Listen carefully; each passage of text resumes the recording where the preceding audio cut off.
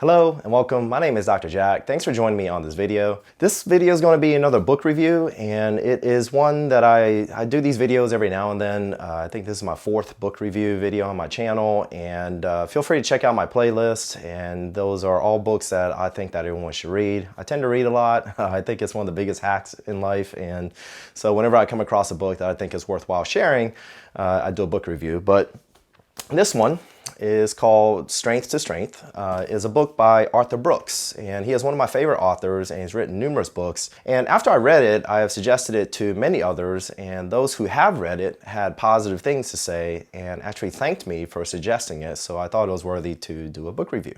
Personally, I think that this should be required reading for anyone entering their mid to late 30s and beyond, so that they can prepare themselves for new, more fulfilling opportunities later in life as one tends to get older. In summary, the book is about how our strengths change as we age, as we transition from one form of intelligence to another. We must play to our strengths of what we have learned and apply them in ways that leads to great fulfillment in life. The author talks about his personal journey on realizing that progress in life is not a straight line upwards forever. Knowing when to walk away and begin a new chapter in life is crucial to your happiness long term. As a young child, he dreamed of becoming an amazing French horn player, and he actually did pretty well. He toured the world playing 100 concerts per year. Then beginning in his 20s, he noticed that he was losing his edge. As with most situations, when we feel like something is slipping, we tend to dive even heavier or grip even tighter onto what we feel is being lost. However, despite practicing more and studying harder, the improvements never actually came for him. After trying for 9 long years, he finally developed the courage to pivot and walk away from his childhood dream. Today, he is a wildly successful social scientist, best-selling author, think tank leader, and professor. All of this would not be possible if he stayed on his previous negative trajectory as a French horn player. There are several main takeaway ideas from the book. The first is that professional decline in some form, whether physically, mentally, or psychologically, and in the latter, an example is like burnout, is sort of unavoidable. But it is not necessarily a bad thing. Every weakness must be embraced with a particular mindset, as it is an opportunity for strength. I'm sure many of us have heard the saying how the only guarantees in life are death and taxes. Well, I'd like to add to this saying. It should be the only guarantees in life are death, taxes, and change. He talks about these quote-unquote lifequakes and how significant change in life occurs on average about every 18 months. Therefore, embrace the change and the seemingly initial weakness with a mindset that out of this weakness is an opportunity for strength. However, if one is resistant to this change as we age and ignorant of the possibilities of the strengths one has built on decades of work, then this opportunity to jump to a more fulfilling chapter in life can easily go missed. He begins the book by talking about Charles Darwin, the father of evolution, whom most people would define as a successful scientist. At the height of his career, at the age of 50, he publishes the book On the Origin of Species. However, few know that when Charles Darwin passed away, he actually considered himself a failure. He wanted to start new scientific explorations, but felt that he was basically too old to begin new projects. What Darwin did not know was that his prefrontal cortex, which is a part of the brain, was to blame for his normal and predictable professional decline that occurs to all of us at some point. The prefrontal cortex is a part of the brain that deals with working memory, executive function, and determines how well you are able to focus. All of this is obviously very important as we are learning something new and applying it to particular situations. However, this ability of the prefrontal cortex to operate at such a high level eventually begins to decline, and studies have shown that this decline typically begins in one's late 30s and early 50s. One study showed that the typical age for a prize-winning scientific breakthrough typically occurs in one's late 30s, and for each decade after that, it declines considerably all the way to your 70s, which is when the chances of any major innovation occurring at that age being shown closer to zero. Arthur Brooks gives many other examples, like how aviation traffic controllers are mandated to retire at the age of 56 due to cognitive decline. Only 5% of startup founders are over the age of 60. And the one that really hits home for me, since I am an anesthesiologist, is that the chances of an anesthesiologist over the age of 65 being found at fault in a malpractice case is 50% more likely when compared to someone that is younger. So if you're in the age range of 30s to 50s or above, thus far I've painted a pretty depressing picture, haven't I? Well, Fear not, because the book goes on to discuss how there is good news in all of this, and if recognized early enough, it does not need to be something that one stresses about, and in fact could lead to new and even better opportunities, creating even greater fulfillment later in life. The book goes on to discuss what psychologist Raymond Cattell calls the two types of human intelligence.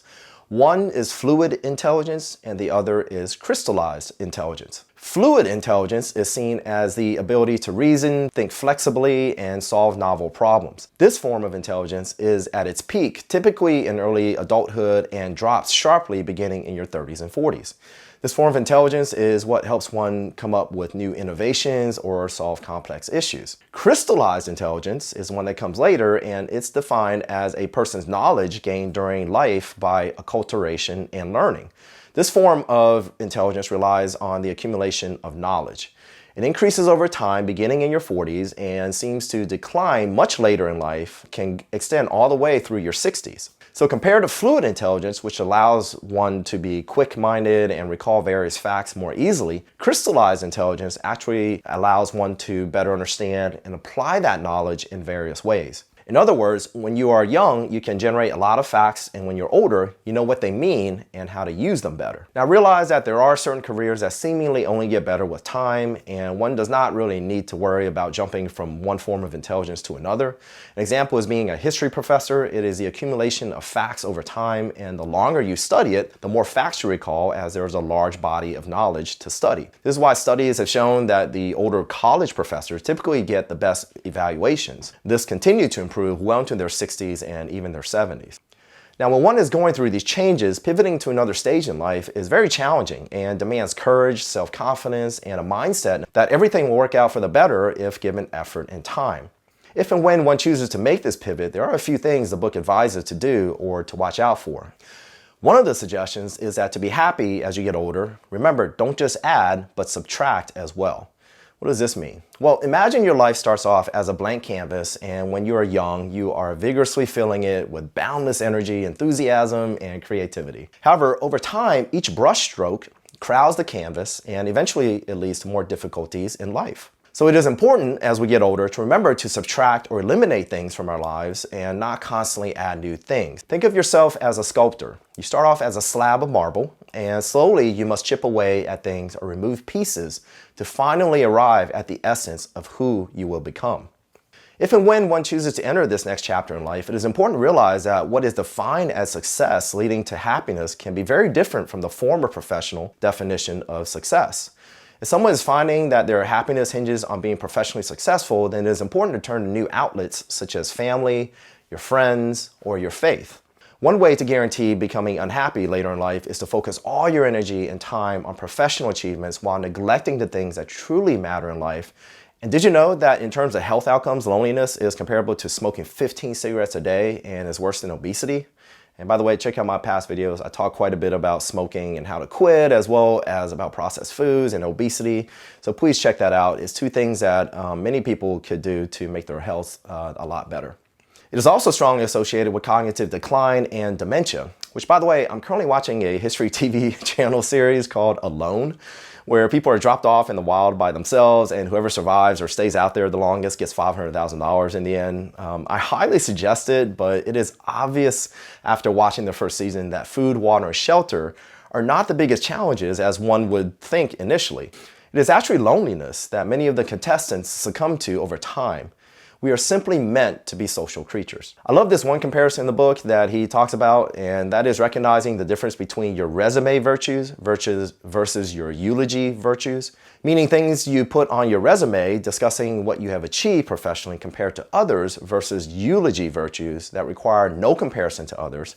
Put another way, one is what you would say about yourself, the other is what others would say about you and how you lived your life. Workaholics will find a hard time building up their eulogy virtues, as it is not a focus in their life because they're too busy chasing what they define as being successful in life, and that is strongly tied to what they achieve professionally. If you are always choosing professional success over simply being happy, then like an alcoholic, you are an addict in many ways. And like all things, with such a heavy focus in one's life, eventually it begins to define who we are. are. Workaholics have a tendency to define themselves through their work more than anything else. He calls this the quote-unquote striver's curse. People who strive to be excellent at what they do often wind up finding their inevitable decline absolutely terrifying, their successes increasingly unsatisfying, and their relationships lacking. And the more successful someone is, the greater the fall or difficulty in dealing with this change. It is also lonelier for such individuals as well. The suffering of a striver, who in many people's eyes is viewed as quite successful, can be pretty lonely the more accomplished they are. Feeling bad for strivers that have achieved a lot is similar to thoughts of the world's smallest violin playing the saddest song. The Roman orator Cicero had a few fundamental beliefs about older age. First, it should be dedicated to service. Second is wisdom, where everything learned up to that point creates thoughts which can and should be passed down. Third, one's natural ability in older age is to mentor, advise, and to teach others. And finally, our focus shouldn't be on amassing worldly rewards like money, power, or prestige. Rather, it should be on giving back.